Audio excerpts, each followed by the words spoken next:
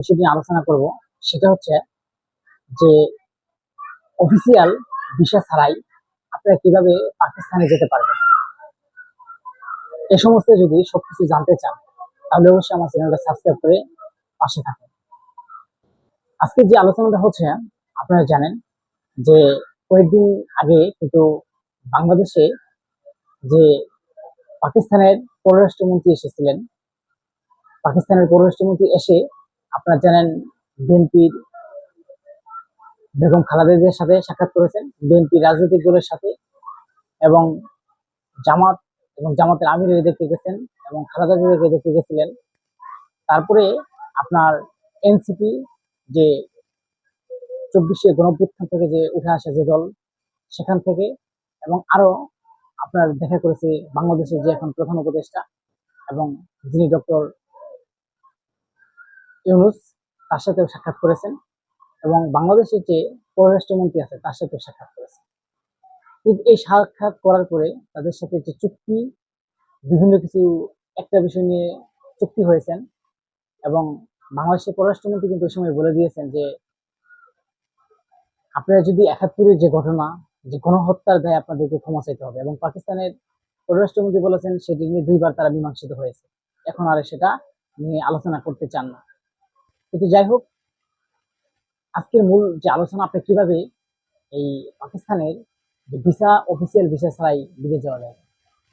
এই বাংলাদেশের পররাষ্ট্রমন্ত্রী এবং যে পাকিস্তানের পররাষ্ট্রমন্ত্রী, তারা দুইজনে একটা সই স্বাক্ষরিত করেন। কারণ বাংলাদেশ যেহেতু একটা মুসলিম দেশ এবং পাকিস্তান একটা মুসলিম দেশ, অনেকদিন পর যে 1971 সালে যে যুদ্ধ হয়েছে, সেই যুদ্ধের পর থেকেই কিন্তু পাকিস্তানের সাথে আমরা দেখছি যে তেমন একটা সম্পর্ক নাই। বিশেষ করে আওয়ামী লীগ যখন ক্ষমতায় ছিল বাংলাদেশে, তখন কিন্তু আসলে পাকিস্তানের সাথে কোনো সম্পর্ক দেখা যায় না। ওই সময় ভারতের সাথে আমরা সম্পর্কটা দেখছি।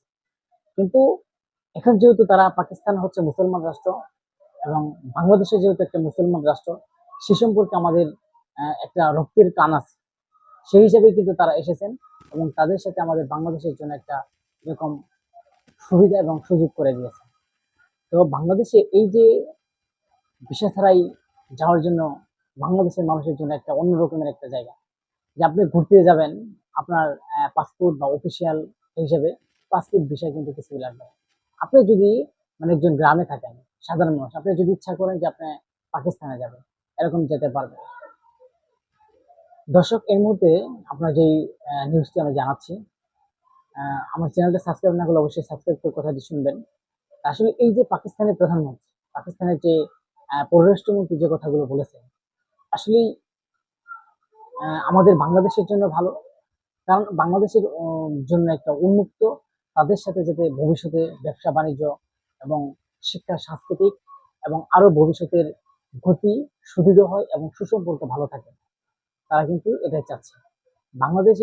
বাংলাদেশ এবং পাকিস্তান, তারা বলেছেন যে অতীতের কিছু ভুলে, আসলে এটা হচ্ছে বিশ্বেরই একটা নিয়ম, অতীত ভুলে আমরা এই পাকিস্তানের সাথে সুসম্পর্ক করা মানে বাংলাদেশের জন্য আমি মনে করি ভালো, এবং পাকিস্তানের জন্য ভালো।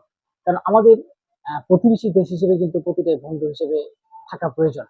কারণ যেমন আমাদের আওয়ামী লীগ থাকতে কিন্তু ভারতের সাথে সুসম্পর্ক ছিল, এখন কিন্তু আসলে আওয়ামী লীগকে ঠাঁই দেওয়ার কারণে বা আওয়ামী লীগের সাথে ক্ষমতা চলে যাওয়ার কারণে কিন্তু যাই হোক বাংলাদেশের যে প্রধানমন্ত্রী, তাদের সাথে সম্পর্কটা ওইভাবে হচ্ছে না। কিন্তু যাই হোক, পাকিস্তানের যে পররাষ্ট্রমন্ত্রী, তিনি যে সই বা তিনি যে কথাগুলো বলেছেন, আসলে খুবই সুন্দর এবং সুদৃঢ় কথা বলেছেন। এবং বাংলাদেশের পররাষ্ট্রমন্ত্রীও কিন্তু বারবার বলেছেন যে ক্ষমা চাইতে হবে। যাই হোক, এই যে আপনি বিদেশে যাবেন এবং যাওয়ার জন্য, ঘোরাফেরার জন্য পাকিস্তান দেখার মতো অনেক কিছু আছে, যেগুলো বাংলাদেশের জন্য একটা বিজনেস, এবং ভবিষ্যতে পাকিস্তান এবং বাংলাদেশের সুসম্পর্ক সৃষ্টি হবে। সবাই ভালো থাকবেন।